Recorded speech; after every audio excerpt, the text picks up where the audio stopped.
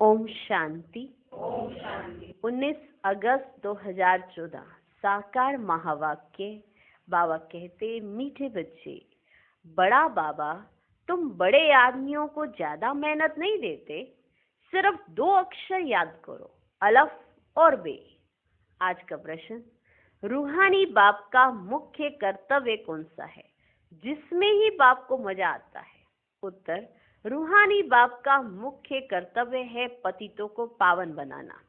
बाप को पावन बनाने में ही बहुत मजा आता है। बाप आते ही हैं बच्चों की सदगति करने, सबको सतो प्रधान बनाने, क्योंकि अब घर जाना है। सिर्फ एक पाठ पक्का करो, हम देह नहीं आत्मा हैं। इसी पाठ से बाप की याद रहेगी और पावन बनेंगे। ओम शांति। रूहानी बाप बैठ रूहानी बच्चों को समझाते हैं। बाप को भी मजा आता है तुम बच्चों को पवित्र बनाने में, इसलिए कहते हैं पतित पावन बाप को याद करो। सर्व का सदगति दाता वह एक ही बाप है और कोई है ही नहीं। ये भी तुम अभी समझते हो कि अब घर जाना है जरूर। पुरुषार्थ ज्यादा करने के लिए बाप कहते याद की यात्रा जरूरी है। पुरुषार्थ ज्यादा करने के लिए बाप कहते हैं कि याद की यात्रा जरूरी है। याद से ही पावन बनेंगे। फिर है पढ़ाई।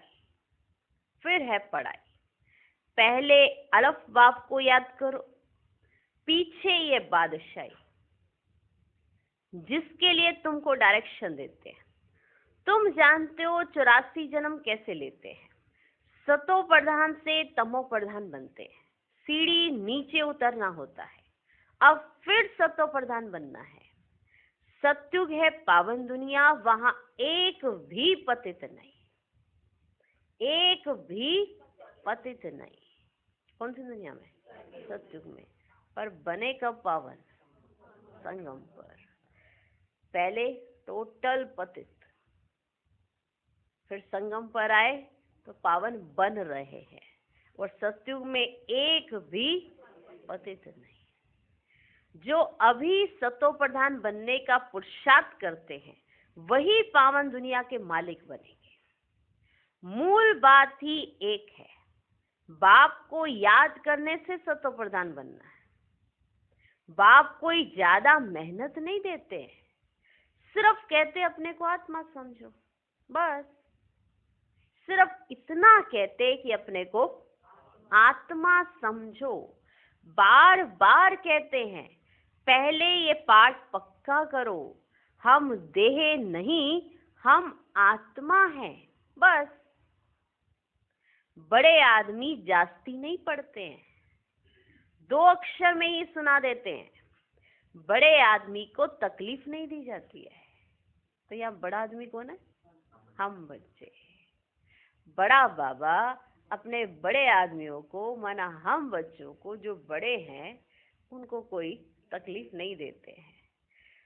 तुम जानते हो सतो प्रधान से तमो प्रधान बनने में कितने जन्म लगे हैं? 63 जन्म नहीं कहेंगे, 84 जन्म लगे हैं। ये तो निश्चय है ना कि हम सतो प्रधान थे, है ना? स्वर्गवासी अर्थात सुख धाम के मालिक थे।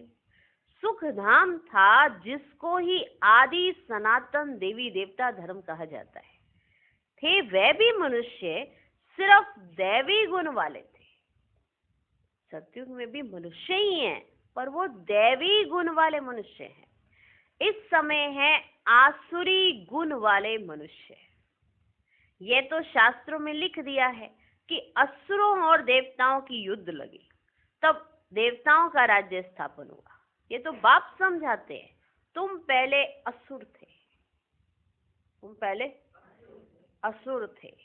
बाप ने आकर ब्राह्मण बनाए, ब्राह्मण से देवता बनाने की युक्ति बताई है। बाकी असुरों और देवताओं की लड़ाई की तो कोई बात ही नहीं है। देवताओं के लिए कहा जाता है अहिंसा परमो धर्म। तो देवता क्यों लड़ेंगे? देवता कभी लड़ाई थोड़े करते हैं। हिंसा की तो कोई बात हो ही ना सके। सतयुग में दैवी राज्य में लड़ाई कहाँ से आ गई?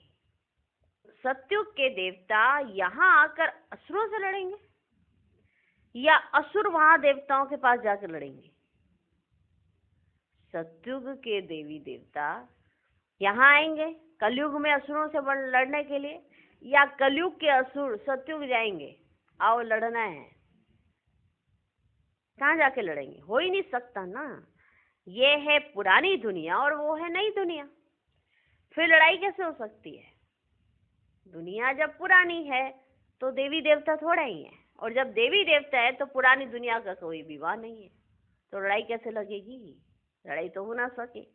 भक्ति मार्ग में तो मनुष्य जो सुनते हैं वे क्या कहते हैं? सत्य सत्य सत्य करते रहते हैं। बिल्कुल सच, बिल्कुल सच, एकदम सच। कोई की बुद्धि नहीं चलती है, बिल्कुल ही पत्थर बुद्धि है। कलयुग में पत्थर बुद्धि और सतयुग में पारस बुद्धि होते हैं। राज्य ही है पारसनाथ का, यहाँ तो राज्य है ही नहीं। द्वापर के राजाएं भी अपवित्र थे, रतन जड़ित ताज था, लाइट का नहीं। द्वापर के राजाओं के पास रतन जड़ित ताज है, लाइट का ताज नहीं है, अर्थात पवित्रता नहीं थी। वहां सब पवित्र थे। इसका मतलब यह नहीं कि लाइट कोई ऐसे ऊपर खड़ी रहती है, ऐसे नहीं कि सतयुग में ऊपर सिर पर एक लाइट खड़ी हुई है बस, ऐसे नहीं। चित्र में पवित्रता की निशानी लाइट दिखाई है। इस समय तुम भी पवित्र बनते हो, तुम्हारी लाइट कहाँ है? फिर तुम्हारी लाइट कहाँ है? कहते ना सतयुग में रतन जड़ित ताज और लाइट का ताज है। माना ऐसे नहीं कि पीछे लाइट घूमती रहेगी सिर के ऊपर, ऐसे लेके चलेंगे और जैसे लालटेन ऊपर सिर के ऊपर लगी रहेगी, ऐसा नहीं है। लाइट का ताज। फिर तुम भी पवित्र बन रहे हो। बाबा कहते अच्छा चलो फिर तुम्हारी लाइट कहाँ है? फिर अगर लाइट की बात हो रही है, फिर तुम्हारी लाइट कहाँ है? ये तुम जानते हो, बाप से योग रख पवित्र बनते हैं, वहां विकार का नाम नहीं। विकारी रावण राज्य ही खत्म हो जाता है। यहाँ रावण दिखाते हैं ये सिद्ध करने के लिए कि अभी रावण राज्य है। रावण को हर वर्ष जलाते हैं परंतु जलते ही नहीं है। तुम उन पर विजय पाते हो, फिर ये रावण होगा ही नहीं। तुम हो अहिंसक, तुम्हारी विजय योग बल से होती है। याद की यात्रा से तुम्हारे जन्म जन्मांतर के सब विक्रम विनाश हो जाएंगे। जन्म जन्मांतर अर्थात कब से? जन्म जन्मांतर का फिर भी कब से? विक्रम कब शुरू होते हैं? पहले पहले तो तुम आदि सनातन देवी देवता धर्म वाले ही आए हो। सूर्यवंशी फिर चंद्रवंशी में 2 कला कम हो जाती है, फिर आहिस्ते आहिस्ते कला कम होती जाती है। अब मूल बात है बाप को याद कर सतो प्रधान बनना, ये मूल बात है। जो कल्प पहले सतो प्रधान बने थे वही बनेंगे, आते रहेंगे, नंबरवार तो होते ही है। फिर ड्रामा अनुसार जब आएंगे तो भी नंबरवार ऐसे ही आएंगे, आकर जन्म लेंगे। ड्रामा कितना विचित्र बना हुआ है, इसको जानने के लिए भी समझ चाहिए। इस ड्रामा को जानने के लिए भी समझ चाहिए। जैसे तुम नीचे उतरे हो, अब फिर चढ़ना है, नंबरवार ही पास होंगे, फिर नंबरवार नीचे आएंगे। तुम्हारी एम ऑब्जेक्ट है सतो प्रधान बनने की। सब तो फिर पास नहीं होते हैं, 100 मार्क्स से फिर कम कम होते जाते हैं। इसलिए बहुत पुरुषार्थ करना है। क्या करना है? बहुत पुरुषार्थ करना है। क्या करना है? किसको? इसलिए बहुत पुरुषार्थ करना है। इस पुरुषार्थ में ही फेल होते हैं। सर्विस करना तो सहज है। म्यूजियम में तुम किस रीति समझाते हो उससे हर एक की पढ़ाई का मालूम पड़ जाता है। म्यूजियम में तुम कैसे समझाते हो किसी को, उससे सब पता पड़ जाता है कि तुमने कितनी पढ़ाई की है। सब तुम्हारी पढ़ाई का पता पड़ जाता है। हेड टीचर देखेगा कि ये ठीक नहीं समझाते हैं तो खुद जाकर समझाएंगे, आकर मदद करेंगे। एक दो गार्ड रखे जाते हैं जो देखते हैं ये ठीक समझाते हैं। कोई कुछ पूछता है तो मूंझते तो नहीं है, मूंझ तो नहीं जाते।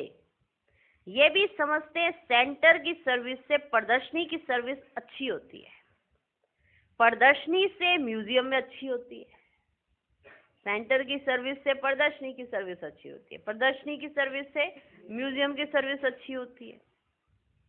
म्यूजियम में शो करते हैं अच्छी तरह से, फिर जो देख कर जाते हैं औरों को सुनाते रहेंगे। ये तो पिछाड़ी तक चलता रहेगा।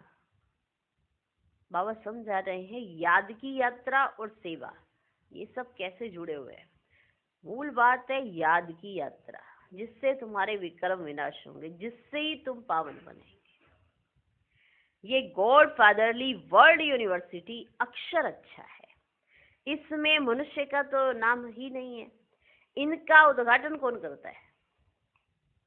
का उद्घाटन कौन करता है?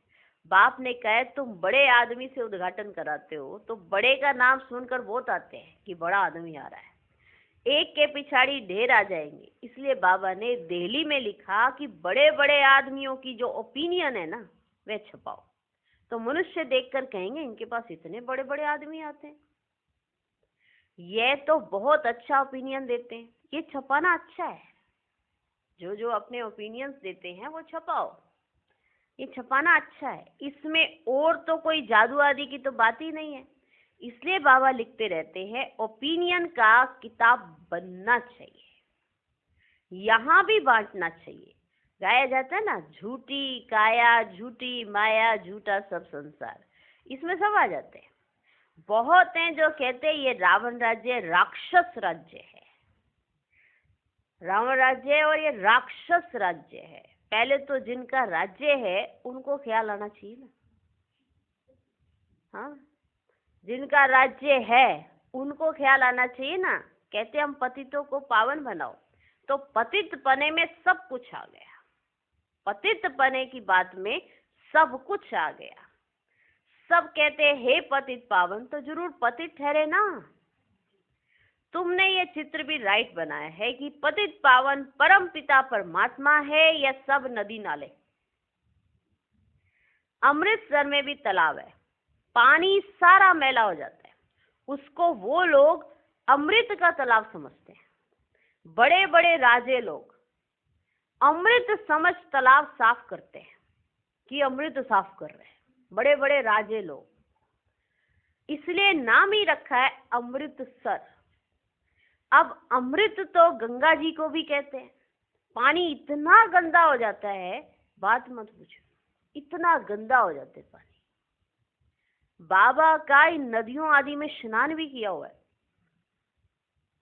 बहुत गंदा पानी होता है। फिर मिट्टी उठाकर लगाते हैं, फिर मिट्टी उठाकर लगाते हैं पूरे शरीर पर, ना गंदा पानी होता है, फिर भी मिट्टी उठाकर पूरे शरीर पर लगाते हैं।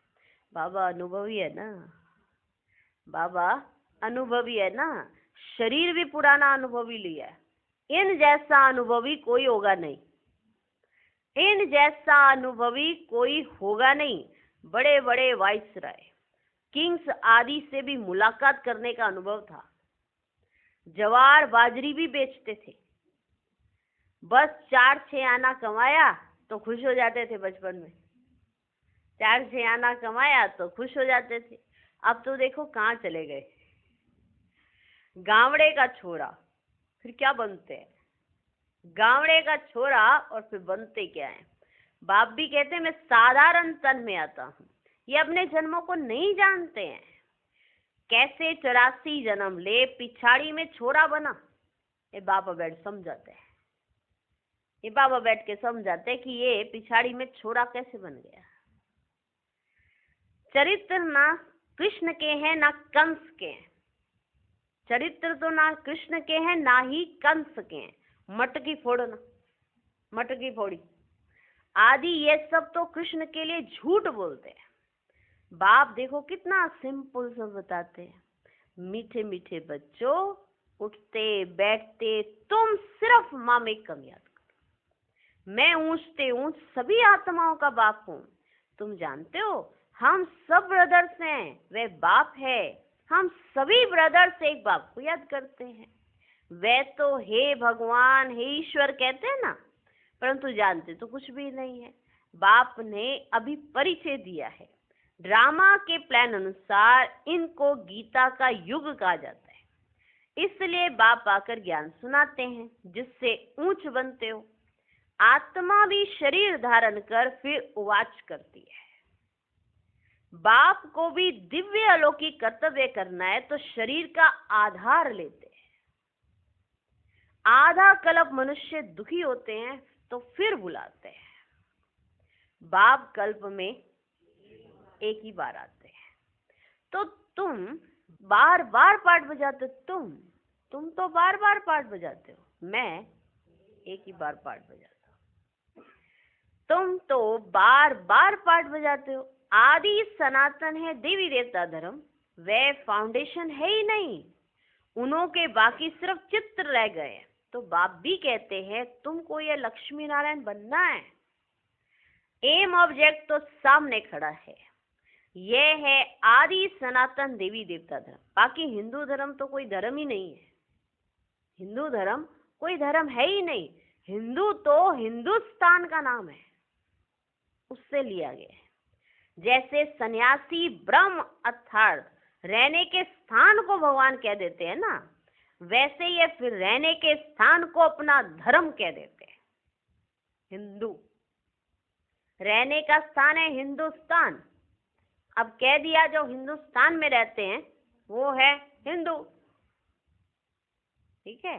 तो इसीलिए रहने के स्थान से धर्म को जोड़ दिया है। ब्रह्म महतत्व आत्माओं के रहने का स्थान, लेकिन ब्रह्म महतत्व को भगवान समझ लेते हैं।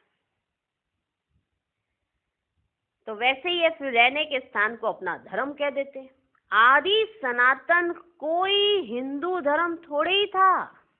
हिंदू तो देवताओं के आगे जाकर उनको नमन करते हैं, महिमा गाते हैं। जो देवता थे वही हिंदू बन गए। धर्म भ्रष्ट, कर्म भ्रष्ट हो गए हैं।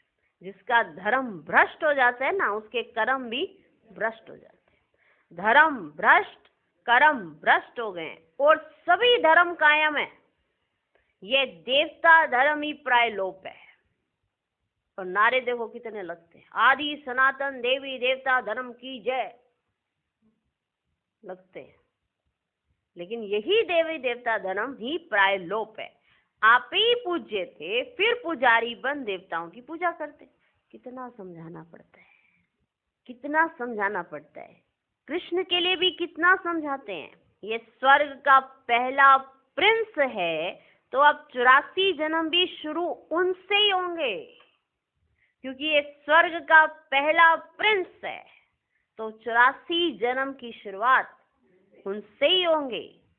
बाप कहते हैं बहुत जन्मों के अंत के भी अंत में मैं प्रवेश करता हूं, तो उसका जरूर हिसाब तो बताएंगे ना। ये लक्ष्मी नारायण ही नंबर 1 में आए थे, तो जो पहले हैं वही फिर लास्ट में जाएंगे। फिर एक कृष्ण तो नहीं था ना, एक कृष्ण तो नहीं था, और भी तो विष्णु वंशावली थे। इन बातों को तुम अच्छी रीति जानते हो, ये फिर भूल नहीं जाना है। सिर्फ एक श्री कृष्ण का जन्म हो के फिर अब ये सत्युग शुरुआत हो गई, ऐसा नहीं है। और भी तो साथी चाहिए ना, विष्णु वंशावली तो चाहिए ना। तो इन बातों को तुम अच्छी रीति जानते हो, ये फिर भूल नहीं जाना है। अभी म्यूजियम तो खुलते रहते हैं, बहुत खुल जाएंगे, बहुत लोग आएंगे। जैसे मंदिर में जाकर माथा टेकते हैं ना, तो तुम्हारे पास भी देखते हैं लक्ष्मी नारायण के चित्र हैं, वाह। तो भक्त लोग उनके आगे फिर पैसे रख देते हैं। तुम कहते हो यहाँ तो समझने की बात है, पैसे रखने की बात नहीं है। आओ तो समझाएं। अभी तुम शिव के मंदिर में जाओ तो पैसे रखेंगे क्या? पैसे रखेंगे क्या? तुम जाएंगे समझाने की एम से। ऐसे नहीं तुम शिव मंदिर जा रहे हो तो वहां पैसे रखेंगे, नहीं ना। तुम तो सिर्फ समझाने की एम से जा रहे हो, क्योंकि तुम इन सब की बायोग्राफी को जानते हो। मंदिर तो बहुत है, मुख्य है शिव का मंदिर। वहां औरों की मूर्तियां क्यों रखते हैं? है शिव का मंदिर पर मूर्तियां सारों की रख देते हैं। वहां औरों की मूर्तियां क्यों रखते हैं? सबके आगे पैसे रखते जाएंगे तो आमदनी होगी ना। तो वह शिव का मंदिर कहेंगे व शिव परिवार का मंदिर कहेंगे? कहना चाहिए ना, आइए आइए शिव परिवार के मंदिर में, क्योंकि शिव बाबा की तो शिवलिंग बना दिया और उसके आगे जाके पूरा परिवार है, सब जगह फिर माथा टेकना पड़े ना। तो शिव का मंदिर कहें या शिव परिवार का मंदिर कहेंगे? शिव बाबा ने ये परिवार स्थापन किया, शिव बाबा ने ये परिवार स्थापन किया, इसलिए उनकी पूजा हो रही है। सच्चा सच्चा परिवार तो तुम ब्राह्मणों का है। शिव बाबा का परिवार तो सालिग्राम है। शिव बाबा की मूर्ति बड़ी दिखाते हैं, शिवलिंग बड़ा, सालिग्राम छोटे छोटे छोटे छोटे छोटे छोटे, और 33 करोड़ सालिग्राम, कितना बड़ा परिवार है। हाँ, शिव बाबा का परिवार तो सालिग्राम है। फिर हम भाई बहन का परिवार बन जाते हैं। पहले पहले भाई भाई थे, फिर बाप आते हैं तो भाई बहन बन जाते हैं। फिर तुम सतयुग में आते हो तो वहां परिवार और बड़ा होता है, वहां भी शादी होती है तो परिवार और वृद्धि को पाता है। घर अर्थात शांति धाम में रहते हैं तो हम भाई हैं, एक बाप है। देखो ये भी पता होना चाहिए कि कैसे सतयुग में कैसे होता है, परम धाम में कैसे होता है, यहाँ कितने चाचे मामे काके, कितना बड़ा परिवार बनाया हुआ है। शांति धाम में रहते हैं तो हम भाई हैं, एक बाप है। फिर यहाँ प्रजापिता ब्रह्मा की संतान भाई बहन है और कोई नाता नहीं है। फिर रावण राज्य में बहुत वृद्धि होती जाती है, बाप सब राज समझाते रहते हैं, फिर भी कहते हैं मीठे मीठे बच्चों, बाप को याद करो तो जन्म जन्मांतर के पापों का बोझा उतर जाएगा। पढ़ाई से पाप नहीं कटेंगे, बाप की याद ही मुख्य है, बाप की याद ही मुख्य है। अच्छा, मीठे मीठे सिकिलधे बच्चों प्रति माता पिता बाप दादा का याद प्यार और गुड मॉर्निंग। रूहानी बाप की रूहानी बच्चों को नमस्ते। हम रूहानी बच्चों की भी रूहानी बाप को नमस्ते नमस्ते नमस्ते। Good morning good morning good morning. धारणा के लिए मुख्य सार। पहला पॉइंट, फुल मार्क्स से पास होने के लिए अपने बुद्धि को सतो प्रधान पारस बनाना है। मोटी बुद्धि से महीन बुद्धि बन ड्रामा के विचित्र राज को समझना है। दूसरा पॉइंट, अभी बाप समान दिव्य और अलौकिक कर्म करने हैं। डबल अहिंसक बन योग बल से अपने विक्रम विनाश करने हैं। आज का वरदान, शुद्ध संकल्पों के घेराव द्वारा सेफ्टी का अनुभव करने और कराने वाले शक्तिशाली आत्मा भव। शक्तिशाली आत्मा वह है जो दृढ़ता की शक्ति द्वारा सेकंड से भी कम समय में व्यर्थ को समाप्त कर दे। शुद्ध संकल्प की शक्ति को पहचानो। एक शुद्ध व शक्तिशाली संकल्प बहुत कमाल कर सकता है। सिर्फ कोई भी दृढ़ संकल्प करो तो दृढ़ता सफलता को लाएगी। सबके लिए शुद्ध संकल्पों का बंधन घेराव ऐसा बांधो जो कोई थोड़ा कमजोर भी हो, उनके लिए भी ये घेराव एक छत्र छाया बन जाए, सेफ्टी का साधन व किला बन जाए। आज का स्लोगन, सबसे श्रेष्ठ भाग्य उनका है जिन्हें डायरेक्ट भगवान द्वारा पालना, पढ़ाई और श्रेष्ठ जीवन की श्रीमत मिलती है। ओम शांति।